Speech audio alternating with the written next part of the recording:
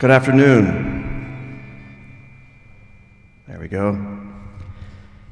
Ladies and gentlemen, family and friends, and those of you joining us today virtually, thankfully, through the internet, and our distinguished inductees, welcome to Soldiers and Sailors Memorial Hall and Museum. Today we are celebrating and holding our 2025 Joesph A. Dugan Jr. Hall of Valor Induction ceremony. We'll begin today's ceremony with the posting of the colors, followed by the national anthem. The colors will be posted and presented by the Vietnam Veterans Incorporated Honor Guard, led by Mr. Robert Butch Burke. So now if you would all please silence your phones, gentlemen, remove your hats. Veterans, remember, during the national anthem, you are permitted to render a hand salute, and please rise and remain standing for our national anthem.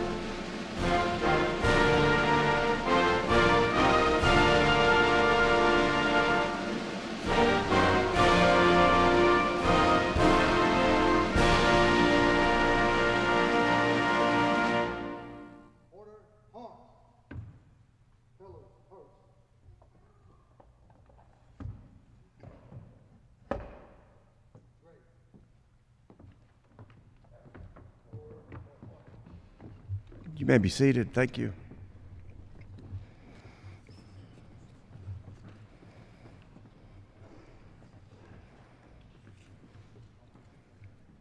Thanks, Butch and the VVI Honor Guard. My name is John McCabe. I am the President and CEO of Soldiers and Sailors Memorial Hall and Museum Trust Incorporated. And along with my entire staff, we have the honor and privilege to come here and work every day. And maybe not every day anymore since COVID for some of us, but still, this is our place of worship, you could say. And today we also have the very special honor and privilege to be part of this annual induction ceremony in which we will recognize 6 individuals, 6 ordinary people, veterans, who have done extraordinary things. Before we start, I want to give you some background on Soldiers and Sailors and the Hall of Valor. Stop me if you know any of this. Yeah. A lot of this is going to be new to you, and that's precisely what my staff and I are here to change. This structure, referred to many by different names, has stood as a memorial honoring our veterans and remembering our military since it first opened its doors in 1910, nearly 115 years ago. It was built by Allegheny County to honor Civil War veterans from Allegheny County. There are over 25,000 names on the walls of this first level on bronze plaques of the over 25,000 Civil War veterans just from Allegheny County, and that's what this building was built for. It wasn't even opened first as a museum, which is most people know it as now, but veterans and families quickly began bringing artifacts to the building from the Civil War, and they started to display them, and that's basically how the museum started. So over the decades, and specifically with each war or conflict that the U.S. was involved in, it evolved into really the only memorial of its kind in the entire country because of who we honor. It's a unique memorial that honors our Pennsylvania service members from all conflicts, all generations, all branches of service, all military status, active, reserve, and guard. And I still have not yet found one in our country that does exactly what we do. In 1998, this grand memorial was in dire need of repairs. Improvements and funding were hard to come by. And most importantly, it was lacking a true identity. And that's the purpose of our 501c3 nonprofit organization that was formed. It began in 1998 and took ownership basically of all of the liabilities and all of the assets of the building, except for the building itself, which is still owned by the county, in 2000. And that's when we were basically handed over the keys to the facility and began to raise the necessary funding to operate and maintain and preserve this memorial and the museum, and to establish programs and events that would both educate the community about veterans and honor and remember our veterans, our military veterans. It's kind of important that I point this out, that our organization is not part of the county. It's not a government agency. It's not part of the University of Pittsburgh. Those are some common misconceptions about us. It's also important to note that what we do on a daily basis is raise awareness and raise funds to keep this building alive for, you could say, another 100 years. So there are many things that happen here, and I have this later in my notes. I'll say it now because I can't say it enough times. Everybody has the internet. Everybody has those little phones that we have now that are basically computers. Go out and look for us, Soldiers and Sailors Hall, and you'll learn a lot about us. Go to our website. This place never sleeps. There's always something going on, and we could always use more. This room should be filled right now. For what we're doing today, we have been trying for years to bring the community in for this event, which we do since 1963. This has been happening here. So let me tell you a little bit about the Hall of Valor. It's just one of many of the programs that we have at Soldiers and Sailors. As I said, I encourage you to visit our website for more about not just today's program, but our mission in general, in ways that you can support us. And that's not just financially, just your attendance here today is support that, as you can see, many other people don't provide for us. And with that said, on behalf of Soldiers and Sailors, our staff and our board of directors, and all of the veterans we honor and recognize every day, thank you for being here today for just one, if not the most important, tribute programs we have for our veterans, the Joesph A. Dugan Jr. Hall of Valor induction ceremony. Like the memorial itself, the Hall of Valor program has grown over the years. Since the first induction in 1963, when only Allegheny County veterans themselves were recognized, it slowly expanded over the years to neighboring counties, and now we also recognize all the counties, all the veterans throughout the Commonwealth of Pennsylvania. In 2006, the Hall of Valor was renamed the Joesph A. Dugan Jr.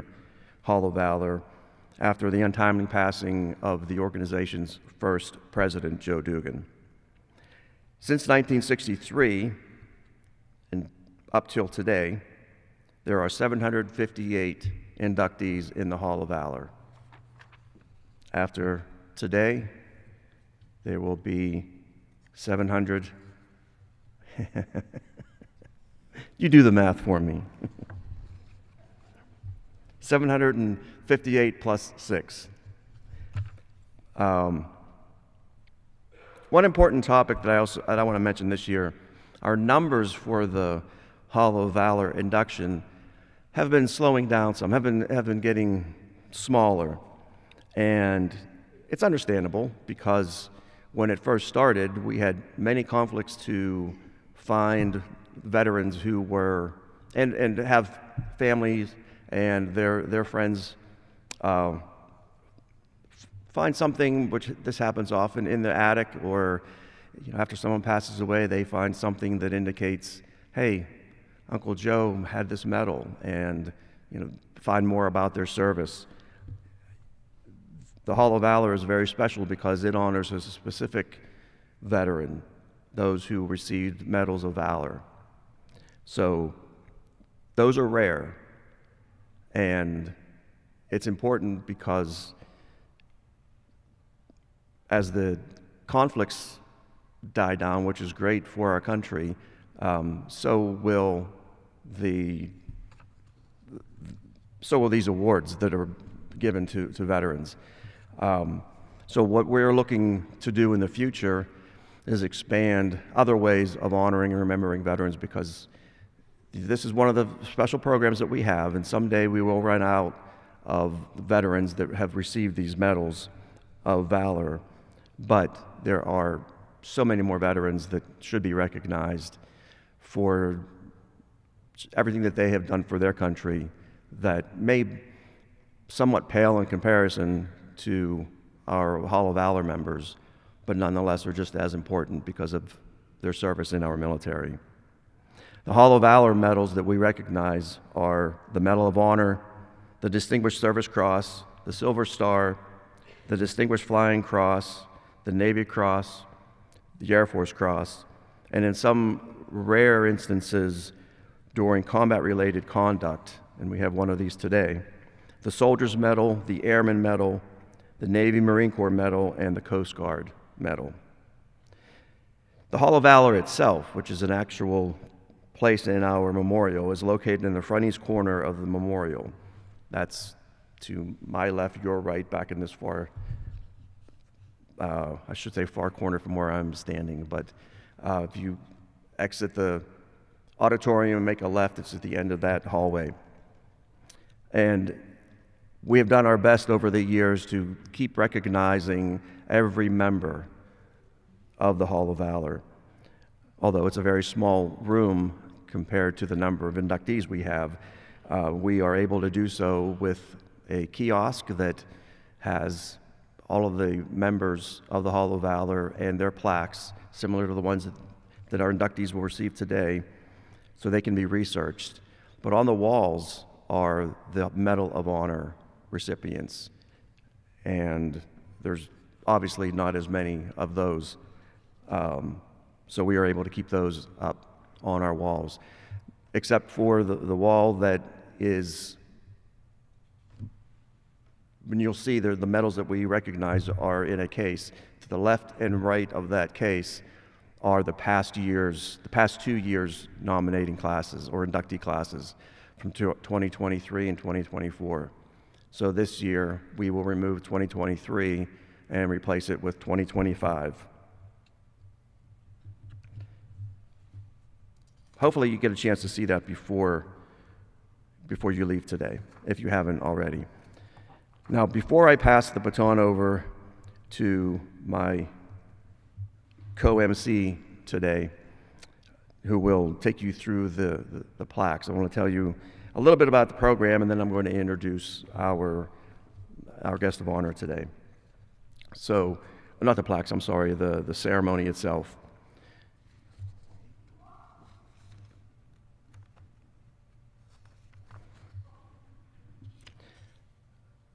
So when the plaques are read today, it will be, when possible, the exact wording from the citations that the service member received. Unfortunately, we don't always get the official citation, but we have proof that the individual did receive the medal.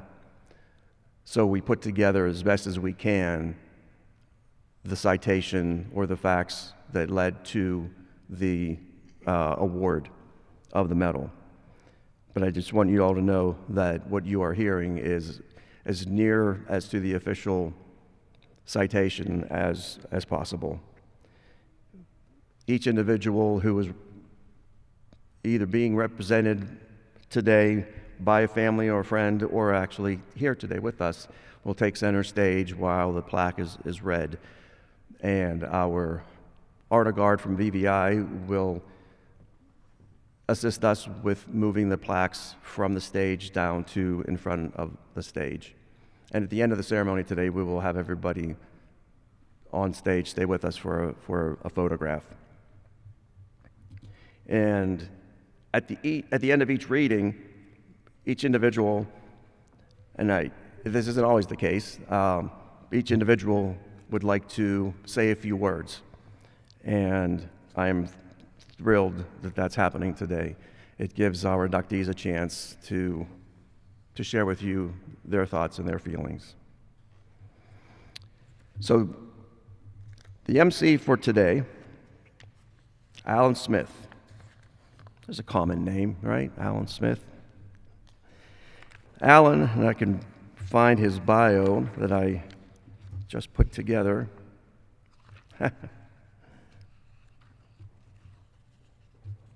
I'm sorry. I knew I had it. Alan's a special guy for a variety of reasons, besides the fact that he's also my cousin. And us both working here at Soldiers and Sailors, or working with Soldiers and Sailors, has nothing to do with us being related. It just happens to be the type of community that we have here in Pittsburgh, and many of you who are from here know what I'm talking about. But Alan himself is a military veteran. He started his career, like so many other veterans, as a teenager. He enlisted in 1977 in the U.S. Air Force. And 23 years later, he retired from the U.S. Air Force. During that time, Alan covered a lot of ground, and I guess you could say not all of it through the air. He achieved the enlisted rank of Master Sergeant before obtaining his officer commission in 1990. When he retired, he retired as a major, which I retired as a major also, and I'm glad he didn't achieve anything higher than me, because then we'd have to fight over who pays for breakfast. After his retirement from the Air Force, Alan served as a conduit between the constituents of the now retired U.S. Representative Mike Doyle, the 18th District of Pennsylvania. He served as a constituent between Mike Doyle's office and a variety of federal agencies.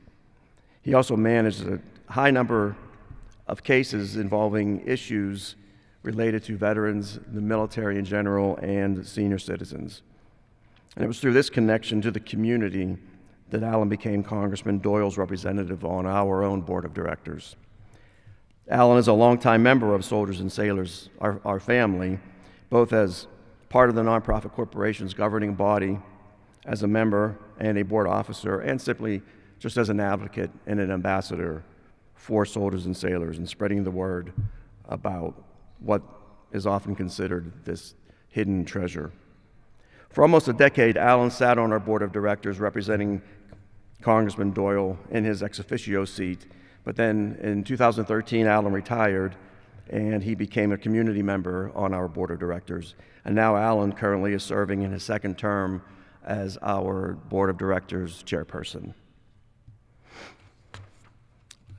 Besides Soldiers and Sailors, a handful of others, and I shortened the list because I've already talked long enough, but other volunteer and community activities that Alan gave back to his community include, but are not limited to, the Veterans Leadership Program of Western Pennsylvania as the chairman of their board of directors, Veterans Research Foundation board member, Veterans Administration Institutional Review Board, and other research committees, the commander of the American Legion Post 63 in Swissvale, PA, and various veteran advisory boards. I am very honored that he's here today with us, and I'm also very glad that he is my cousin. So without further ado, I'd like to introduce Alan Smith.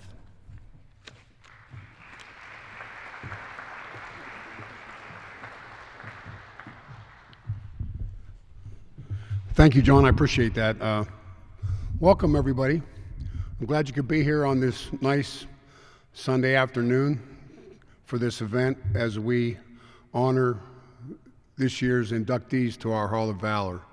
As John mentioned, we've been doing this since 1963, and I don't know that all of you know, the hall opened over 100 years ago in 1910 as a tribute to the Union Civil War soldiers from Allegheny County that were still alive. And as you tour this beautiful hall, I hope you have a chance to get to see all the exhibits.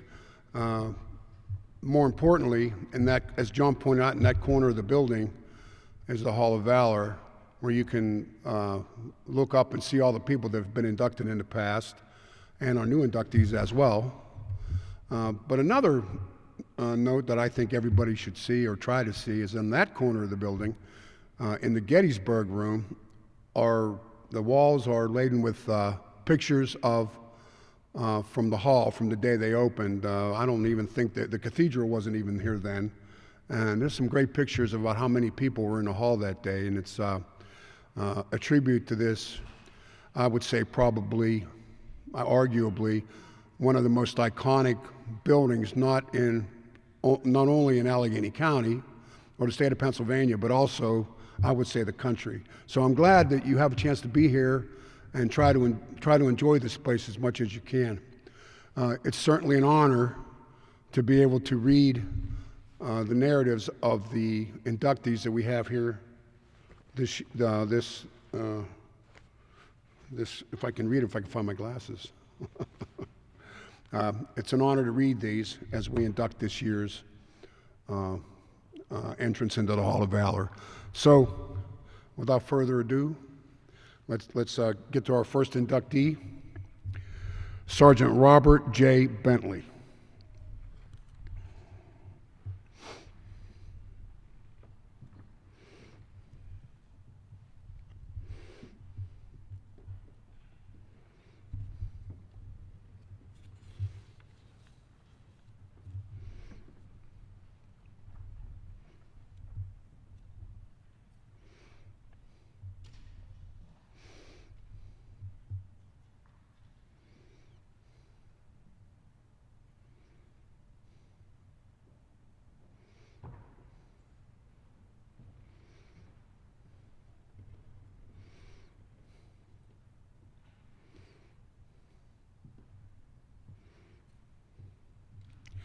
Sergeant Robert J. Bentley, United States Army, Vietnam, October 17, 1967, from Allegheny County. Awarded the Soldier's Medal for Heroism in the Republic of Vietnam on 17 October 1967. After conducting a combat operation near Chu Lai, Vietnam, the 327th Infantry Regiment began their extraction to the Tactical Operations Center, which was located on a steep hilltop. After the helicopters began landing, one of the aircraft developed engine trouble and was unable to lift off the ground.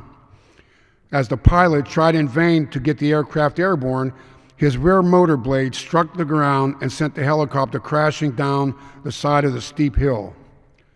Sergeant Bentley immediately rushed down the hill to aid the crew. When he finally reached the helicopter, he began removing the pilot while other crew members was taking care of the co-pilot. After he dragged the seriously injured man to safety, he returned to the now burning aircraft and began removing the M60 machine guns and ammunition before the helicopter could explode. Once this was done, Bentley returned to the injured man and began administering first aid until medical aid could arrive. Sergeant Bentley's quick thinking and disregard for his personal safety were in keeping with the highest traditions of the military service and reflect great credit upon himself, his unit, and the United States Army. Ladies and gentlemen, Robert J. Bentley.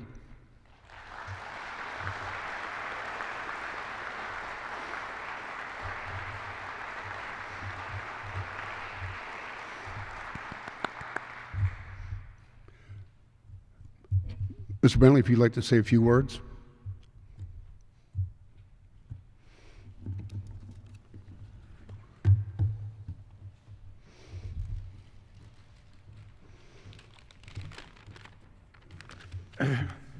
First of all, I would like to thank soldiers and sailors for honoring me here today. Thank you. in regards to today being Vietnam War Veterans Day, I would like to say, I remember when I was leaving Vietnam, I received a Zippo lighter, and on the lighter was an inscription. The inscription read, "To those who never fought for it, the price of freedom will never be known." Finally, and most importantly, I would like to thank God for watching over me, for I know in my heart I would have never made it. With that being said, God bless America, land of the free, the home of the brave, because of men and women like me. Thank you.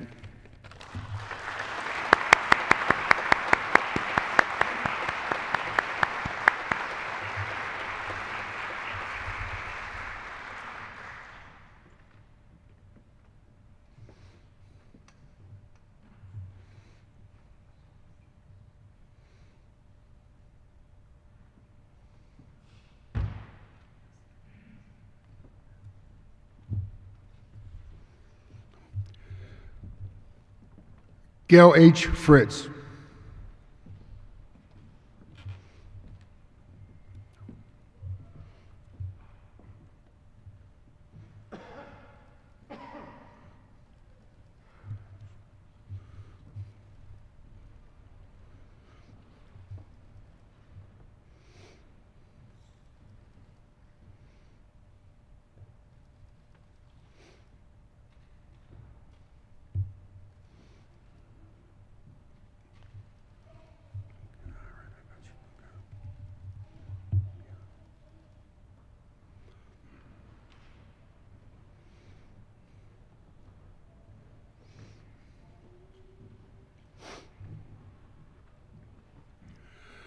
Private First Class Gail H. Fritz, United States Army, World War II, March 22nd, 1945 to March 23rd, 1945, from Armstrong County and Cumberland County. Awarded the Silver Star for gallantry in action during the period of 22 to 23 March 1945 in the vicinity of Oppenheim, Germany. While trying to contact two forward platoons, Private Fitz, who was a squad leader, and his squadron were surrounded and cut off from the rest of the company. Braving intense enemy sniper fire and grenades, Fritz was successful in finding a break in enemy lines. Returning to his squad, he personally led them safely through the lines and made contact with the rest of the forward platoons, making it possible for all gains to be consolidated and securely establishing the Rhine River bridgehead. His courageous action and unswerving devotion to duty reflect great credit upon himself and the armed forces. Accepting this honor for Private First Class Gail H. Fritz is Daniel B. Fritz, his son.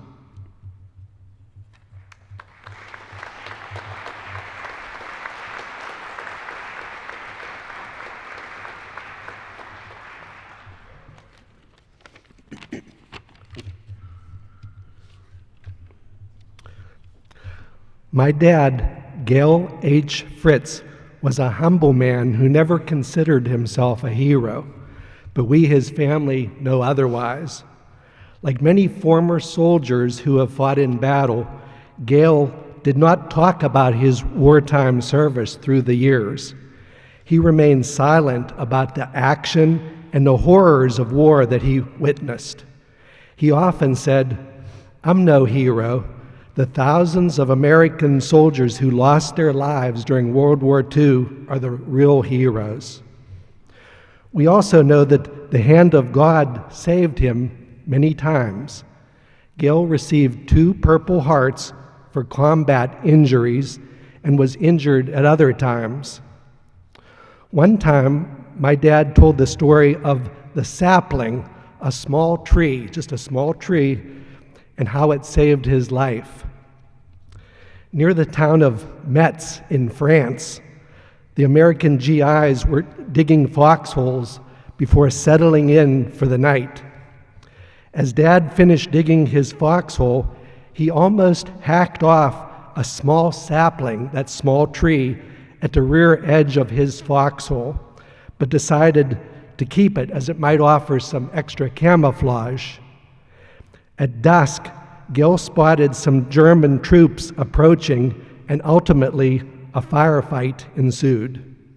In the dark, Gil heard a German hand grenade falling through the tree limbs above and behind his foxhole.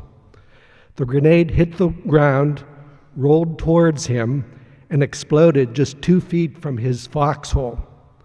Dad was startled and deafened for several hours after that blast that was so close to him. But later, as the Germans moved away, Gil crawled out of his foxhole and was amazed to see that that sapling behind his foxhole had been blasted off.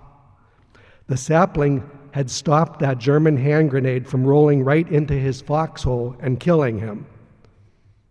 Again, we thank God for saplings. You never know how God may work. Gil, my dad, survived the war. He was blessed and was a blessing to all of his family, including his sons Alan, Tim, and me, their wives and grandchildren, and now great-grandchildren, and all the family. Again, we all thank God for saplings. Thank you.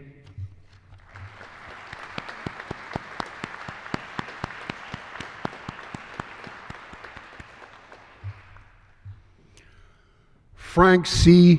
Geekin.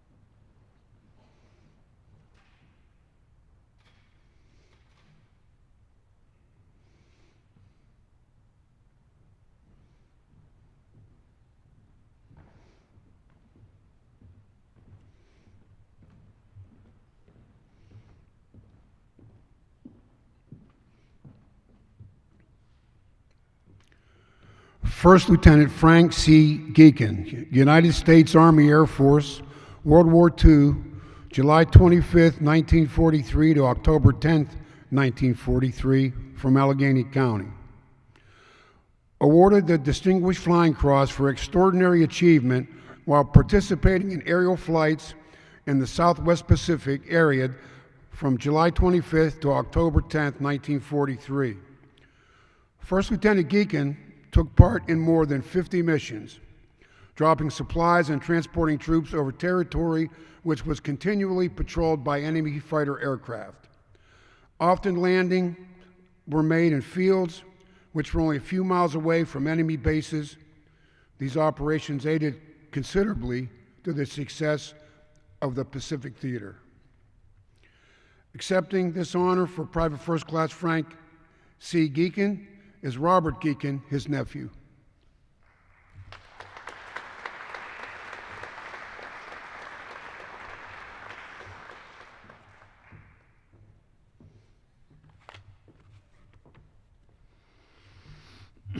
I would like to thank my family and friends that are here, Mr. Neff, the committee, and everybody that's there giving honor to our veterans. I'm proud to say a few words for our Uncle Frank. We didn't know him, but we knew him. Because our fathers and our uncles never let his memory die. And this is a partial coming home for him, because he and his crew, their remains are lying on a hillside in the Stanley Owen mountain range in New Guinea. Several search parties were set out to recover their remains, but were unsuccessful. At this point, the Army Repatriation Branch knows where the wreckage is, and we've been notified that maybe they'll be able to get to it, but haven't so far. Our Uncle Frank immigrated from Croatia with his younger brother and his grandmother. His other family was here in 1929. 7 or 8 years later, he graduated from, after speaking no English when he came here, graduated at the top of his class. As a matter of fact, almost 20 years later, when my brother and sister went to Clairton High School, several teachers said, "Are you related to Frank Deacon?" And they said, "Yes, he's our uncle."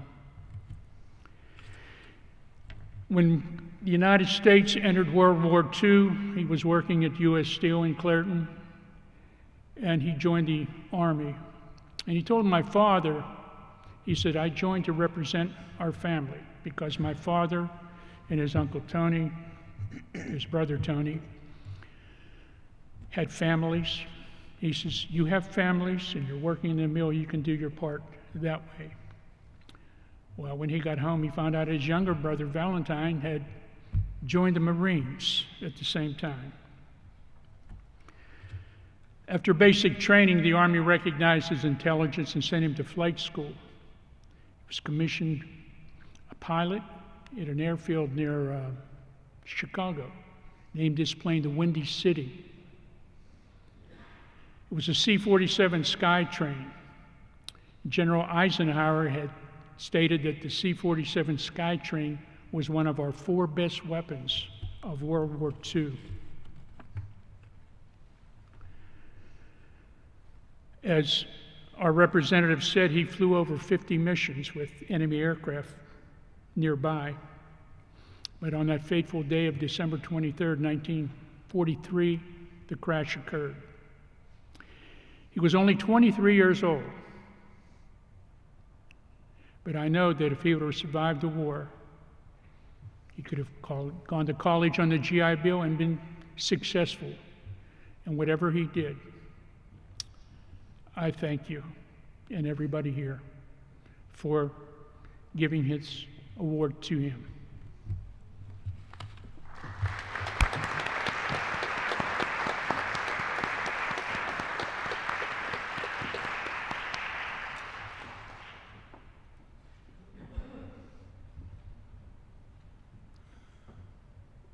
Thomas G. McMahon.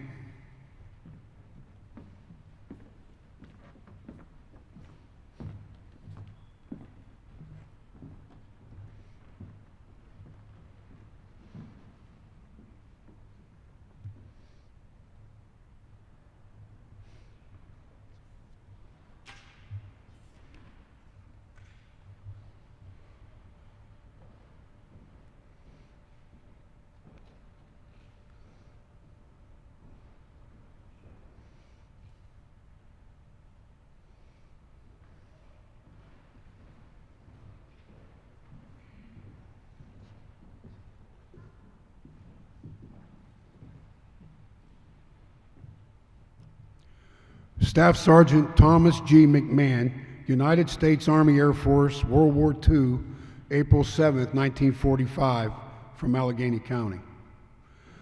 Awarded the Distinguished Flying Cross for heroism while participating in aerial flight over Germany on 7 April 1945.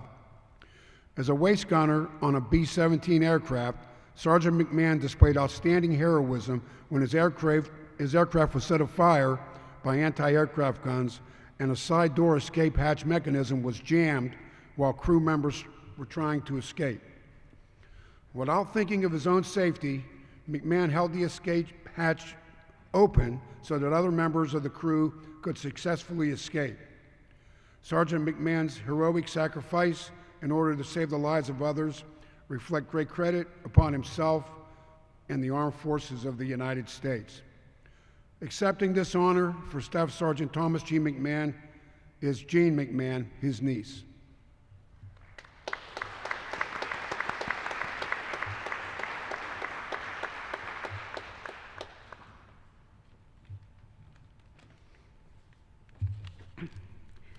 thank you. As the others said, our family and myself thank the soldiers and sailors for this marvelous program here today to honor the bravery of these inductees. My uncle's story was partially hidden for years by grief, and now has become a cherished memory and a cherished part of our family. Uncle Tommy was eager to join the service, so much so he obtained an early diploma along with some of his classmates from Central Catholic. He was also eager to return home from the war to attend his sister Peg's college graduation. He had calculated that if he would volunteer for some extra missions, he would reach his goal to be home early.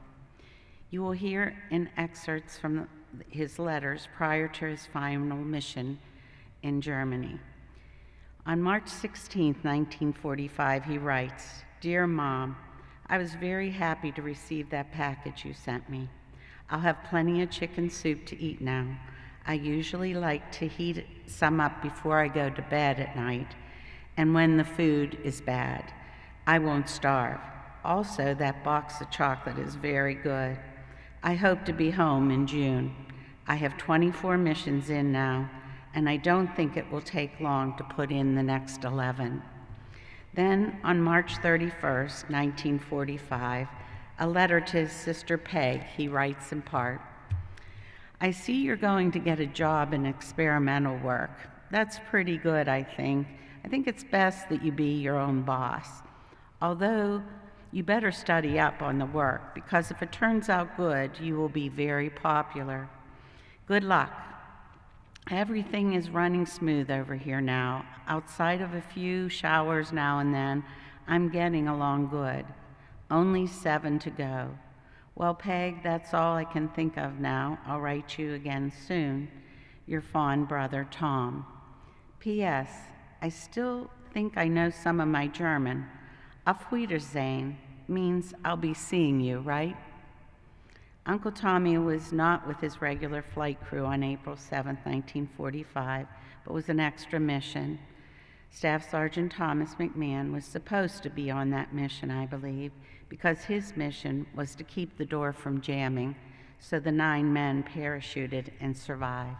Thank you for listening to his story and being here today.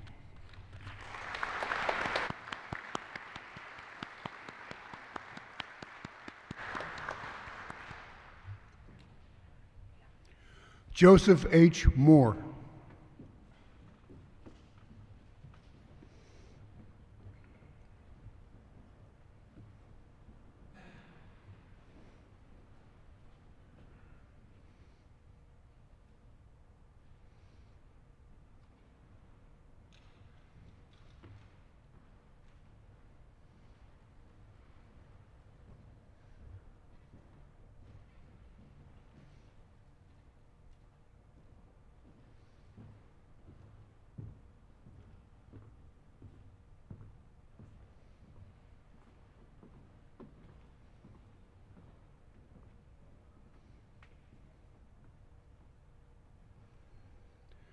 Major Joesph H. Moore, United States Army Air Force, World War II, July 11, 1943, from Beaver County. Awarded the Silver Star for gallantry in action in the South Pacific Theater off the coast of New Guinea, Captain Moore was the co-pilot of a B-17 aircraft that encountered problems with both engines on the right wing during a bombing mission. After successfully delivering their bombs on target, the aircraft ran into a violent storm upon its return, and the decision was made to land the plane on a shallow reef. The pilot, with no crash landing experience, handed over the controls to Captain Moore, who had several experiences with water landings. Major Moore managed to put the bomber down where the plane floated briefly before sinking. All 10 crew members, including 3 of whom had been injured during the landing, managed to get to shore safely. Accepting the honor from Major Joesph Moore is Steve Kiaski, his nephew.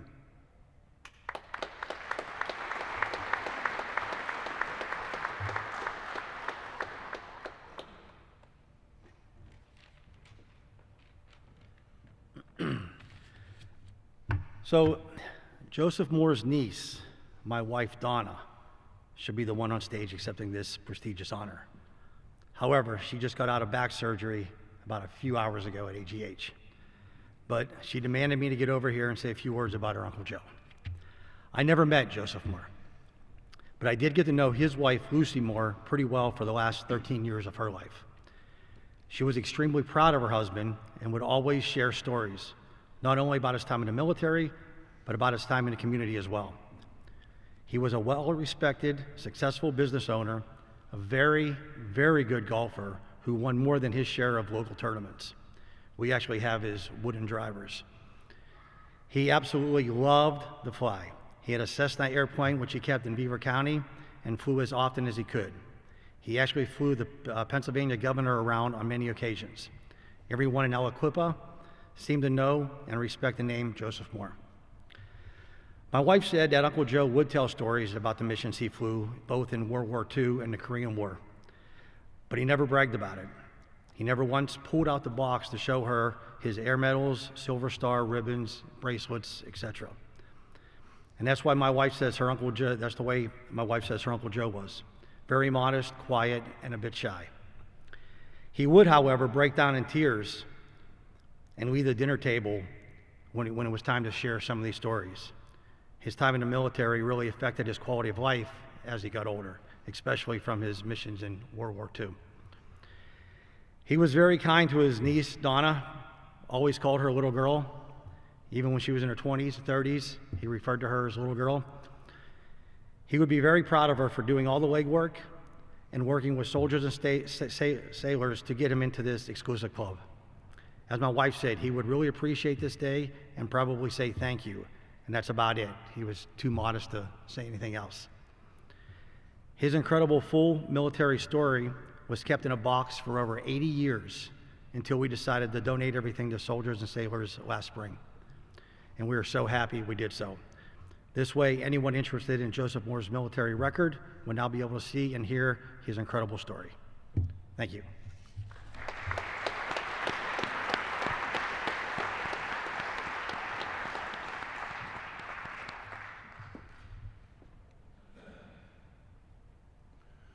George Naransky.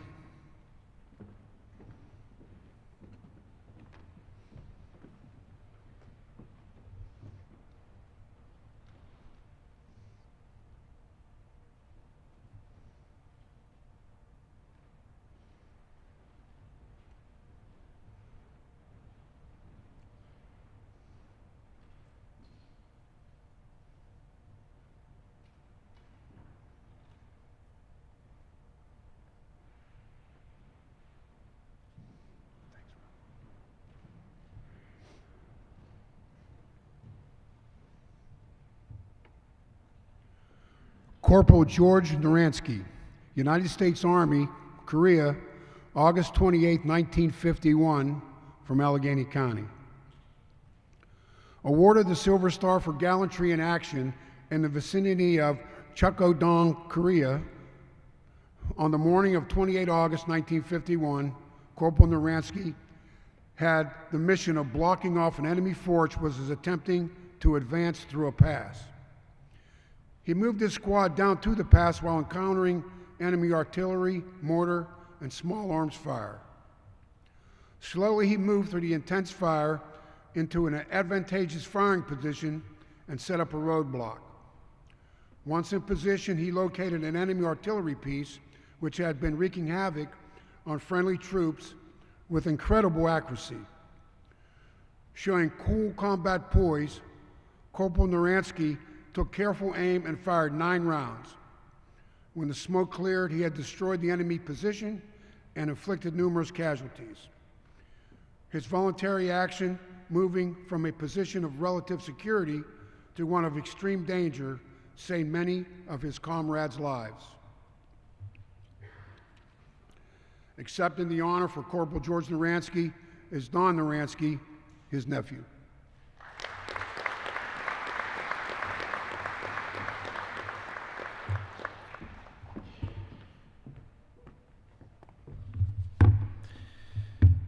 Good afternoon, and thank you.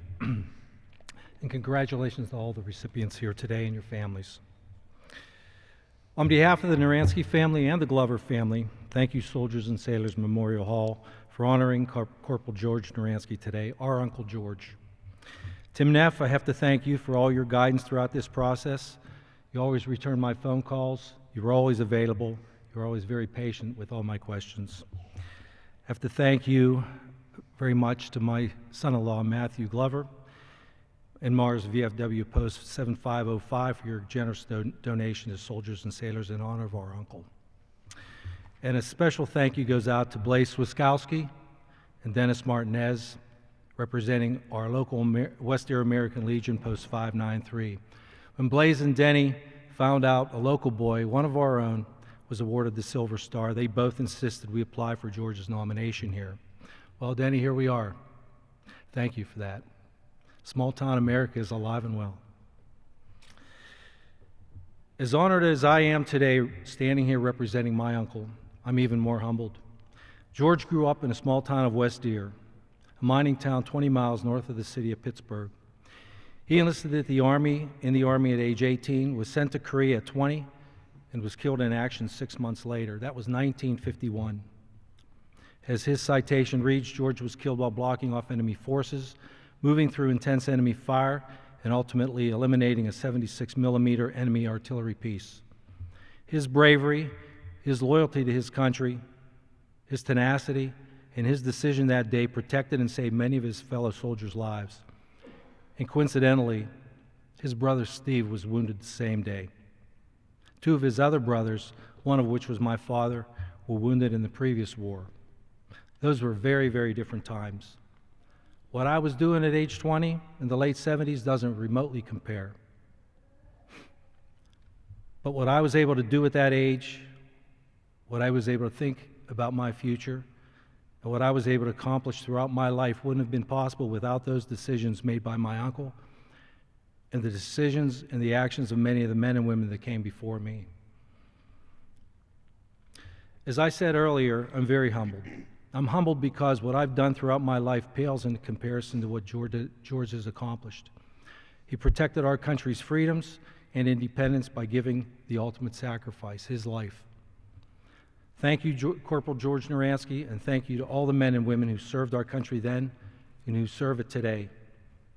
And on a personal note, Uncle George, I didn't have the opportunity to meet you or the honor to meet you, but through this process, I feel I got to know you a little bit. And just maybe you're here with us today.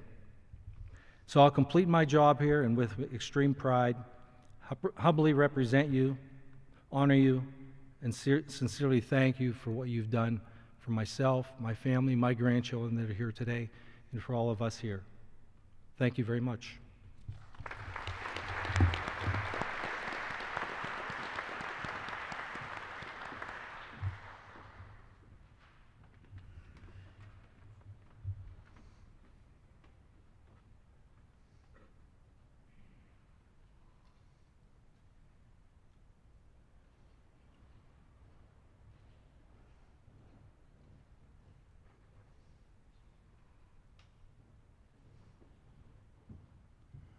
So thank you to Mr. Bentley, our inductee, and the family of our other inductees. I want to say thank you for your service and your family service, and it was an honor to be here with you. I'm going to turn it back over to John for some final remarks.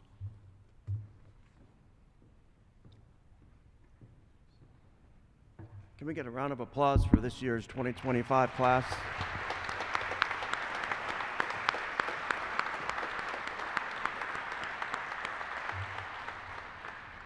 Just a couple of things before we move upstairs for those who are joining us for our dinner. I want to thank Tim Neff, who a handful of you, I'm sure, spoke to and emailed with. This couldn't happen without Tim's consistent attention to this all year. It takes a long time to put this together, and there's a lot to it, a lot more than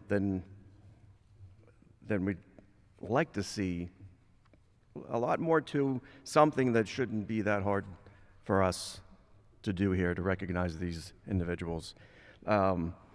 Betty Lee, I want to thank you. She's another one of our staff members for putting the plaques together. And everyone who's attending today, special thanks to those virtually and all of you who have joined us. As I said earlier, you can learn more about us at soldiersandsailorshall.org, and there you will find a lot more than I can speak about right now, and I'm sure you're glad to hear that. If you can become a Friends member, we do have a membership program, and it would be great to see some of you become our Friends members. But there's one thing before that I forgot in the opening comments that I wanted to make. Sergeant Bentley, can you stand, please? Can you stand? Sergeant Bentley, can you stand? Can you stand for me? And behind me, I have also many veterans from the Vietnam War. Do I have any Vietnam War veterans in the audience? And if I do, please stand.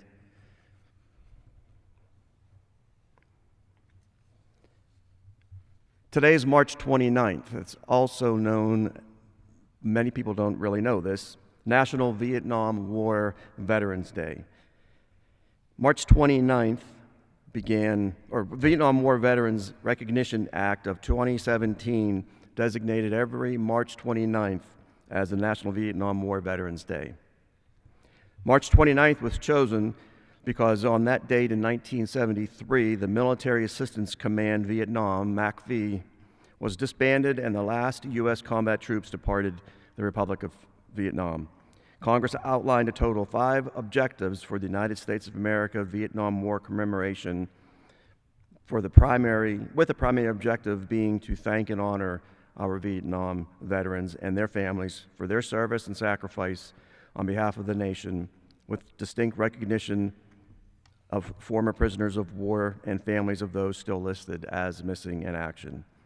The 4 remaining objectives highlight the service of our armed forces and support organizations during that war, to pay tribute to the wartime contributions at home by American citizens, to highlight the technology, science, and medical advances made during the Vietnam War, and to recognize contributions by our allies.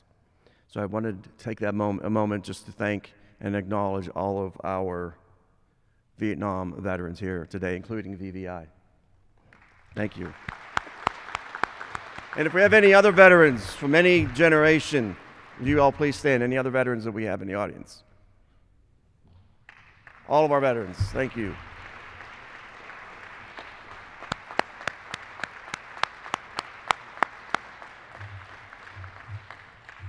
Thank you very much. Now, this is very important. We're going to go upstairs. That's where those who are joining us, who have reservations for the lunch. We do have stairs, two sets of stairs that go up that you could take if you like. It's, I think, 127 steps, but just look up. That's where we're going. So just so you know before you start up the steps, because you'll be surprised about halfway there, maybe even before that. But this will conclude our ceremony today. Before we all leave the stage, we'd like to get a photograph, one with the class and also one with VVI. So, and Tim, did I forget anything? Good? All right. All right, thank you all.